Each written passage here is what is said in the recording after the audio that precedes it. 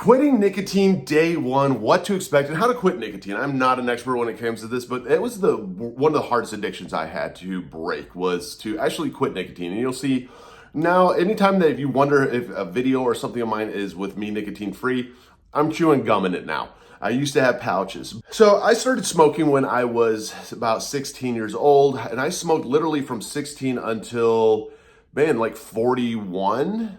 Pretty much that's how long I smoked for, and I was smoking up to usually about 2 packs of cigarettes a day. I got sober from cocaine, got sober from alcohol, all of that, and I never got sober, I never quit cigarettes because one, I didn't want to, I wasn't ready to, and I figured, you know what, why quit this when I quit everything else? But it finally hit that point. If you're new to the channel, hit the like and subscribe button. So I finally decided to quit cigarettes in 2021, and I went from smoking cigarettes to the on pouches and the Zins, so the little nicotine pouches. And those nicotine salt pouches don't have any tobacco in them. They're literally just nicotine salt.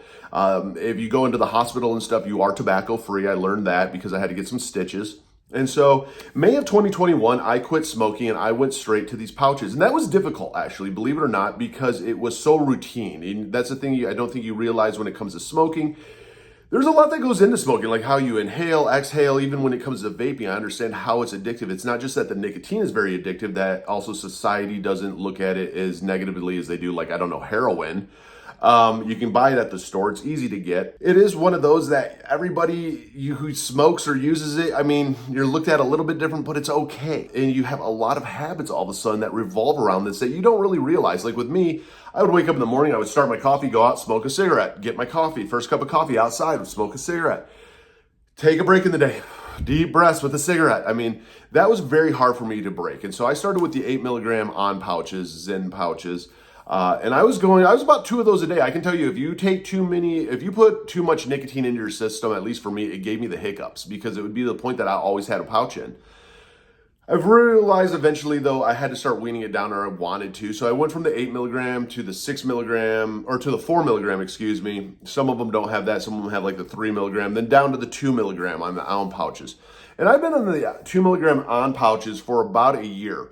And what gave me the final push and urge to quit nicotine just completely is, one, it still dictated my life. I know what it's like to wake up and be a little anxious because you only have a couple pouches left and you got to make sure you're getting to the store to go get more pouches. Like, your life does revolve around this drug a little bit. It does have a control over you.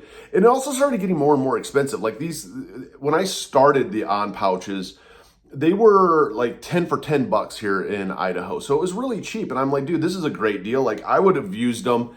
If they're $2 each, I would still be probably chewing and using the pouches. But it got up to like $5 a piece, and I'm like, man, I remember when cigarettes were that price. And I'm like, man, let me start doing the math. And now all of a sudden I'm spending a decent amount of money if I'm going through 2 canisters of these a day. So let me quit. So I quit, and I literally set a date. And that was my day. It was Friday, and guess what? The first day of it is a little bit brutal because you are a little bit irritated. You're a little bit short. You can feel the withdrawal going through your system, and you can feel the urge and the want and the desire to have the nicotine in. You can feel that it is a chemical dependency.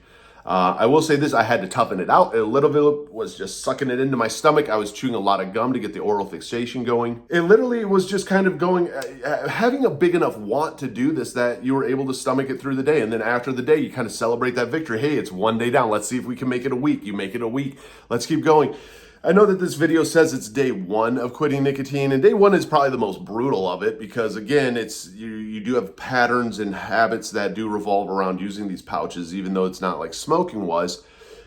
But it is one that you're trying to refocus yourself, redo, and it's a lot, man. It sucks, but it's not impossible. And I will say it made it a lot easier. I think that I didn't have to just quit nicotine and smoking, all those routines and habits all at the same time. That I took on half of them and then ended it with the gum and just the nicotine. So it wasn't as bad as I thought it would be. It was a lot easier actually than I thought it would be. If you're watching this video now, I'm almost 2 weeks now nicotine free. And I will say this, it is kind of nice to be nicotine free. It's nice to know that you have that power, that you have that control, that you were able to retake everything that you wanted.